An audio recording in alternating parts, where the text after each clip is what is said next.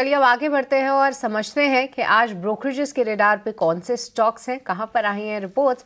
पूरी लिस्ट के साथ तैयार है हमारे सहयोगी वरुण दुबे। वरुण, गुड मॉर्निंग, बताइए।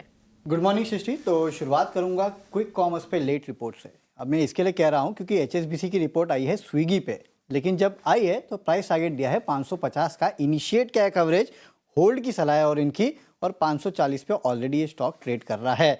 इनका कहना है कि अभी तक पूरी तरह से स्विगी ने उस तरह की डिलीवरी नहीं दी है, यानी फिर परफॉर्मेंस नहीं दी है जिस तरह का बाकी कंपनी देती है।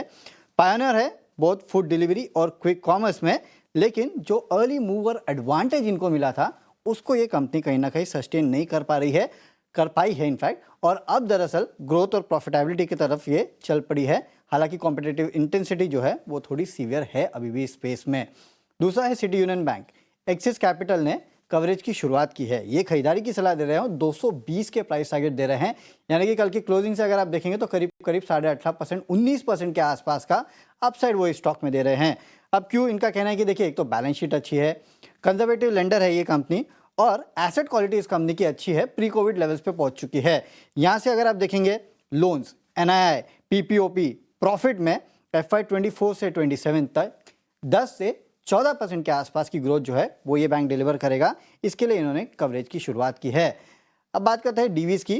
कल का सबसे चर्चित स्टॉक था। बोफा की रिपोर्ट आई है, खरीदारी की सलाह है, 6850 के प्राइस टारगेट दे रहे हैं। इनका कहना है कि 30% के CAGR से अभी भी ये कंपनी ग्रो करेगी FY25 से 27 तक।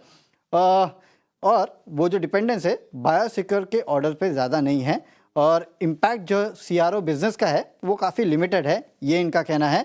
और साथ ही साथ जो नया केपेक्स ये कंपनी कर रही है खासकर काकीनाडा में, वो कमीशन हो जाएगा मार्च 2025 से, तो वो इसको फ़ायदा देगा। अब आखिरी में बात करते हैं, आखिरी में तो नहीं, इसके बाद और एक है, लेकिन बजाज ऑटो पे बात करते हैं क्योंकि UBS का सेल का कॉल है, प्राइस टारगेट 7900 का है।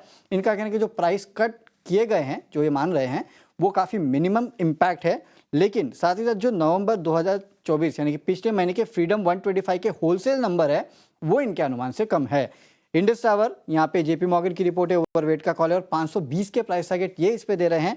इनका कहना है कि वोडाफोन जो है वो Q4 FY25 तक अपने सारे ड्यूज जो है उसको क्लियर कर सकता है। वर्स्ट केस में FY26 तक इसको ये क्लियर करेगा। साथ ही साथ ये भी कह रहे हैं कि इंडस टावर को अपने डेट रीपेमेंट की कोई जल्दी नहीं है, क्योंकि अभी भी ये कंफर्टेबल लेवल पे है और एक्सेस कैश है इस कंपनी के पास, जो कि ये शेयर होल्डर्स को लौटा सकती है। राइट, बहुत बहुत शुक्रिया वरुण, ये पूरी लिस्ट सामने रखने के लिए। तो ढेर सारे काउंटर्स हैं जहां पर आई हैं रिपोर्ट्स, इन सभी पे चर्चा भी करेंगे हमारे एक्सपर्ट्स के। कल के सत्र में देखें तो टाटा पावर एक स्टॉक ज़रूर था जिसमें एक अच्छा मोमेंटम देखने को मिला।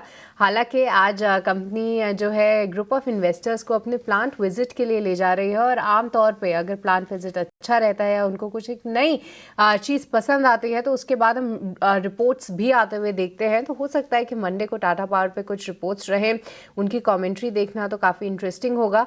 पर एक बार कुणाल क्विकली आप इस पे चार्ट चेक दे पाएं तो, क्योंकि कल भी देखे तो डे हाई पे क्लोज होता हुआ नजर आया था टाटा पावर, और 400 के आसपास सपोर्ट लेके फिर से ऊपर की चाल तय कर रहा है। पर कितना भरोसा कर रहे हैं आप इस स्टॉक मूवमेंट पे? पर भरोसा करके जा सकते हैं। कल के जो 200 ईएमए के ऊपर का क्लोजिंग है, इतना ही नहीं, जो इसका इंटरमीडिएट टॉप था 422 का, उसके ऊपर का भी क्लोजिंग है, इतना ही नहीं। अगर हम वीकली चार्ट देखें तो वीकली चार्ट पे जो मल्टीपल सपोर्ट आ रहे थे 401 का, 402 का, वहां का भी सपोर्ट लेके स्टॉक ने एक अच्छी खासी मोमेंटम दिखाई है। जो मल्टीपल इक्वेशन ऐसे है जो स्टॉक के बुलिश फेवर में फिलहाल जा रहे हैं, तो खरीदारी करके चलने की सलाह है। लोअर लेवल पे जो सपोर्ट फिलहाल है वो 419 का है। स्टॉक फिलहाल 432 पे है। 419 का हम यहाँ पे ऐसे लगाएंगे, 432 पे हम खरीदारी करके चलेंगे। टारगेट की बात करें तो पहला टारगेट वो 442 का है, 442 का है। यानी कि इसका जो रिसेंट का जो इंटरमीडिएट रेजिस्टेंस है 442 वो है, और जैसे ही ये 442 ब्रेक करेगा, एक अच्छी खासी शानदार रैली हमें देखने को मिलेगी जो 460 तक होगी, 460 तक की होगी। तो टेक्निकल सेटअप काफी अच्छा है, बुलिश लेवल पे है, खरीदारी करके चलिए 419 के एसएल के साथ। रेडार पे जरूर रखते हैं। 419 का यहाँ पे स्टॉप लॉस लगाना है, और 442 460 तक जाने का दमखम रखता है ये स्टॉक।